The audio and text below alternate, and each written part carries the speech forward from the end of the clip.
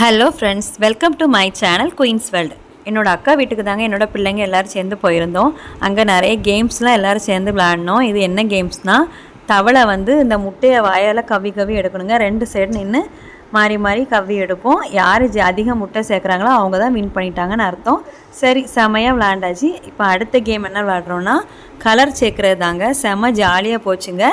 அவங்கவுங்க எதிர் சைடு நின்றுக்கணும். நடுவில் ஒரு டைரியை தான் நாங்கள் வச்சுருந்தோம் தற்சமயத்துக்கு.